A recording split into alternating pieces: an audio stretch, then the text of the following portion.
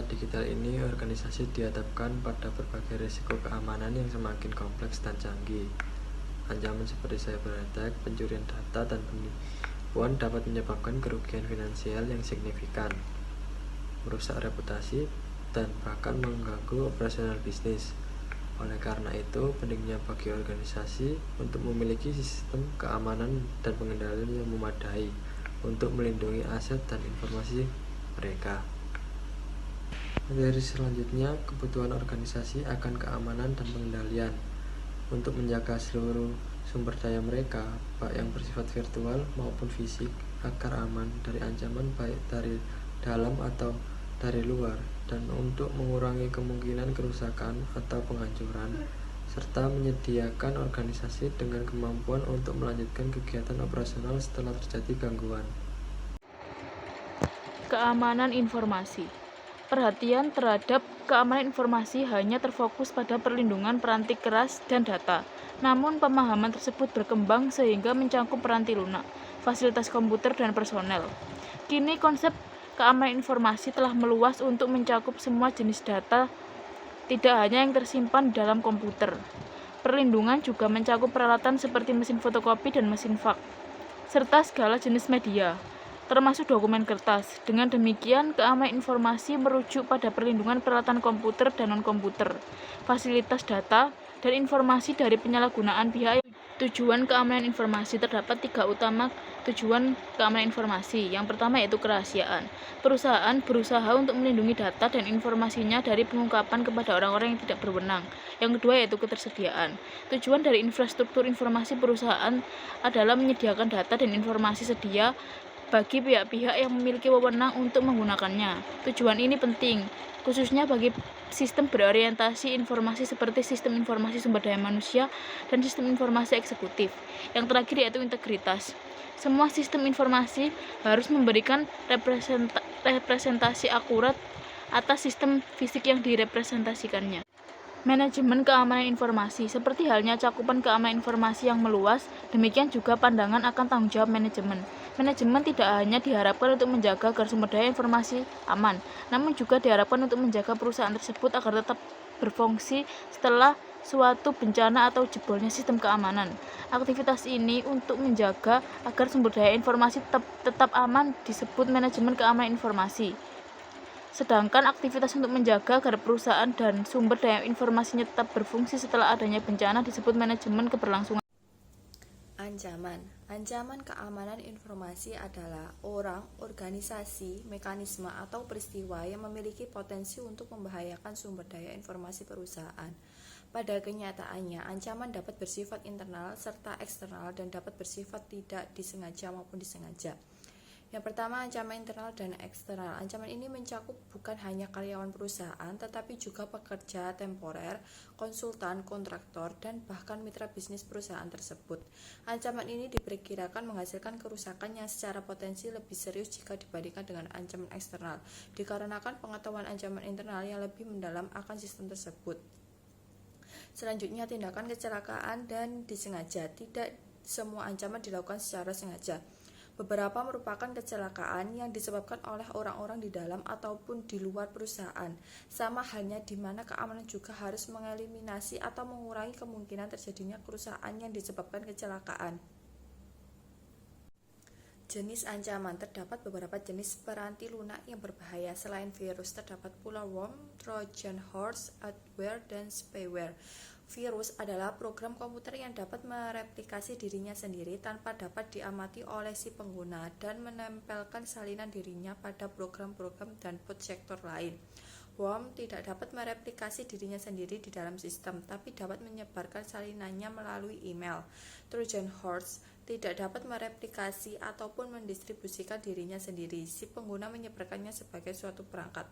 Adware memunculkan iklan-iklan yang mengganggu. Spyware mengumpulkan data dari mesin pengguna. Materi selanjutnya yaitu risiko. Risiko keamanan informasi atau information security risk yaitu merujuk pada kemungkinan hasil yang tidak bisa diharapkan akibat dari pelanggaran keamanan informasi oleh ancaman. Semua risiko tersebut ini melibatkan aksi yang tidak terotorisasi.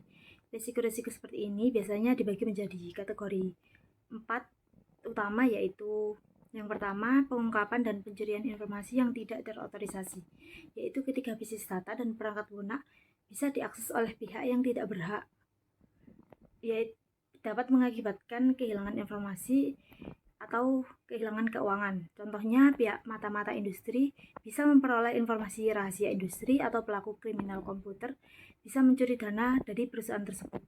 Yang kedua yaitu penggunaan informasi yang tidak terotorisasi, yaitu penggunaan yang tidak terotorisasi terjadi ketika individu yang seharusnya tidak memiliki akses bisa menggunakan sumber daya perusahaan. Contohnya seperti hacker yang melihat tantangan dalam menembus keamanan informasi bisa masuk ke jaringan komputer perusahaan, yaitu mengakses sistem telepon dan membuat panggilan jarak jauh tanpa izin dari perusahaan tersebut. Yang ketiga yaitu penghancuran dan penolakan layanan yang tidak terotorisasi. Seseorang bisa merusak perangkat keras atau lunak, yaitu menyebabkan komputer perusahaan tidak bisa beroperasi dengan baik.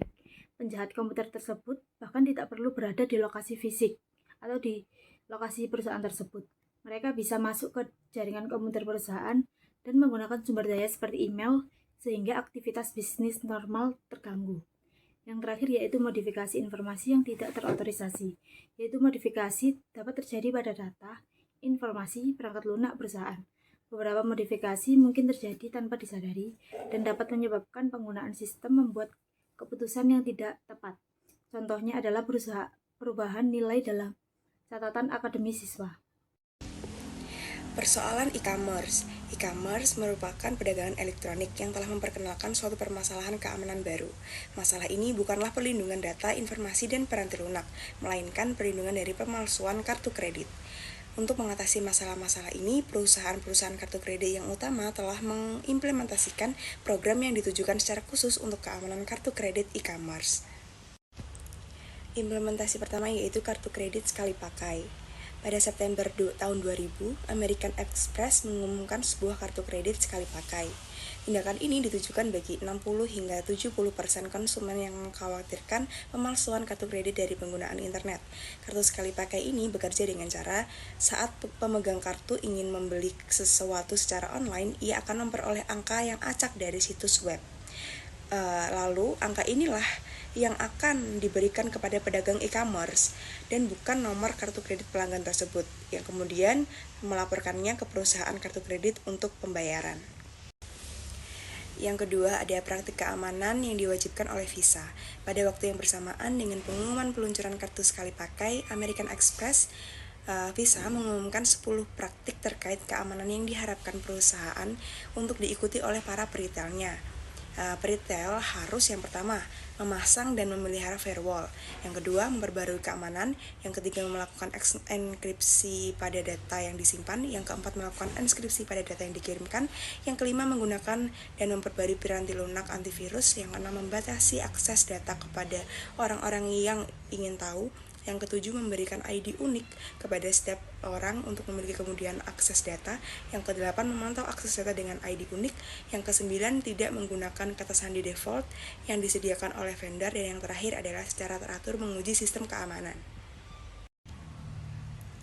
Firewall dan enskripsi akan dibahas lebih lanjut pada bab ini. Selain itu, Visa mengidentifikasi 3 praktik umum yang harus diikuti oleh peretail dalam mendapatkan keamanan informasi untuk semua aktivitas, bukan hanya yang berhubungan dengan e-commerce. Yang pertama, menyaring karyawan yang memiliki akses terhadap data. Yang kedua, meninggalkan data, disket, kertas, dan lain-lainnya atau komputer dalam keadaan tidak aman. Dan yang ketiga adalah menghancurkan data jika tidak dibutuhkan lagi.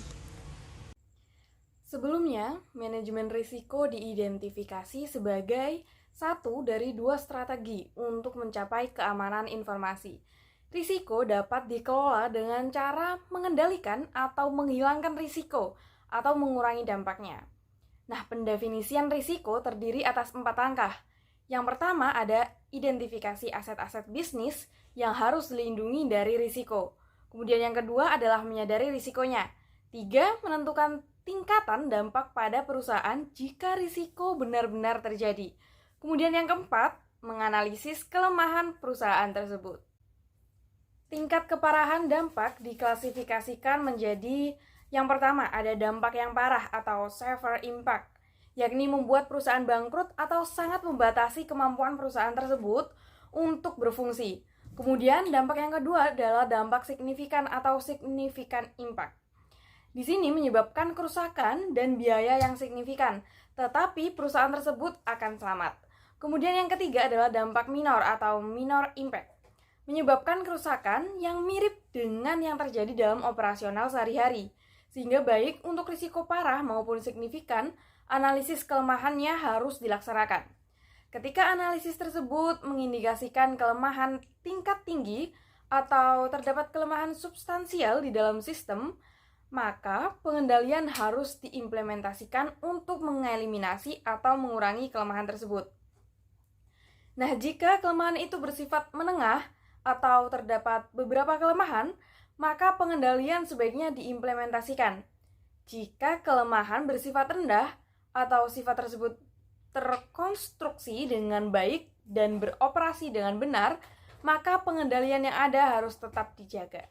Setelah analisis risiko diselesaikan, hasil temuan sebaiknya didokumentasikan dalam laporan analisis risiko. Nah, isi dari laporan ini sebaiknya mencakup informasi berikut ini mengenai tiap-tiap risiko ya. Nah, yang pertama adalah deskripsi risiko. Kemudian yang kedua adalah sumber risiko. 3, tingginya tingkat risiko.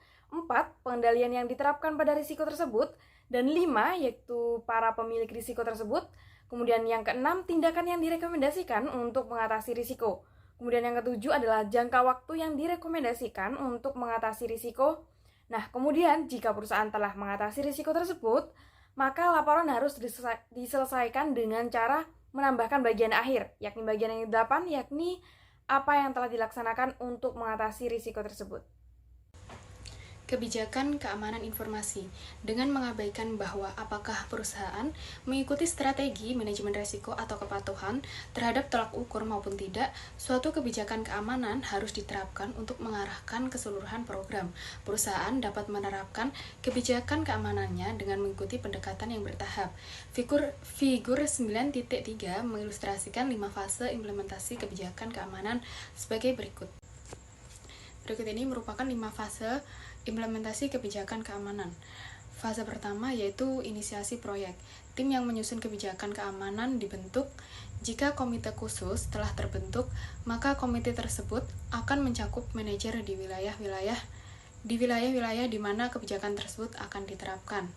Lalu yang kedua yaitu penyusunan kebijakan.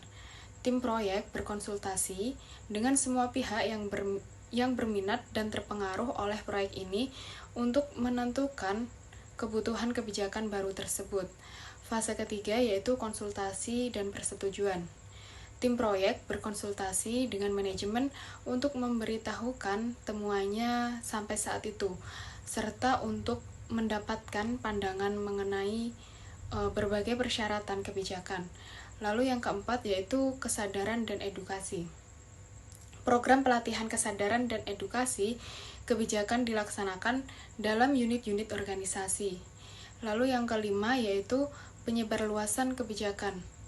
Kebijakan keamanan ini disebarluaskan ke seluruh unit organisasi di mana kebijakan tersebut dapat diterapkan.